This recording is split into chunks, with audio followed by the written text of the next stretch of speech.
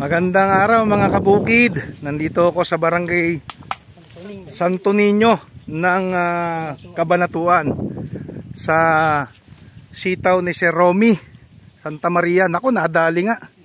Lip miner nakadali. Lip miner. Yung binhi niya, takaw.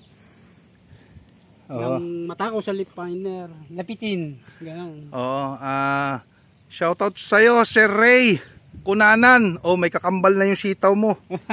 Oh, gantong-ganto rin bago natin na-spray ng ating foliar. No? Pero mas malala yung kanya. Bakit, sir? Pati yung ganto, nagkakaroon eh. Yun, nagkakaroon ng kalakalawang. Ito nga, wala pa eh. Baka nga siya, yun din yun. Yung lip miner din ang gumagapang dyan. Oo. So, ilang pitas mo pa lang to, sir? Pang-apat pa lang ngayon. Pang-apat pa lang? Eh, baka masolusyonan ng ating produktong Miracle Foliar yan. Bata pa siya. Kahit matanda na, kakabe. Ayun ang in-spray ko, ganun, no? Tuyo na. 20 plus pitas na. Hanggang ngayon namimitas pa. So, isusubok natin mga kabuki dito yung ating Miracle Foliar at yung iba pang mga produkto natin para matulungan ito, may address natin.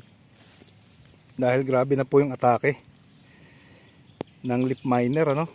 So marami na raw na nagamit si sir ditong insecticide. Kung ano-ano na raw. Eh napanood po yung ating vlog. So mahaba pala to, sir. Ilang banos ba to?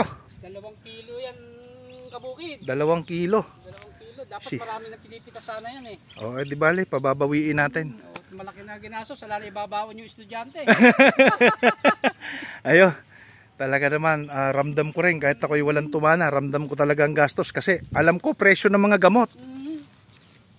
Kaya tulungan natin yung halaman. Yan, mawawala po yung mga gantong itsura, no?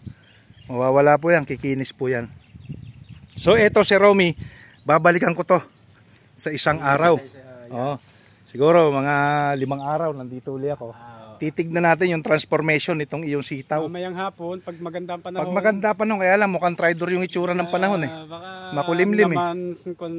Pero kung pagbibigyan tayo, ikanan nyo na mamayang hapon. Para kinabukasan may pagbabago na tayong makikita. Ayun, salamat at sana ay makabawi. Malaki gastos din eh. Abay, oo, sa totoo po. Hindi na biro. Eh, mga bukawin na lang yan, may presyo na po yan. Yung mga letting na yan, mga kabukid. So yun mga kabukid, babalikan natin to sa isang araw.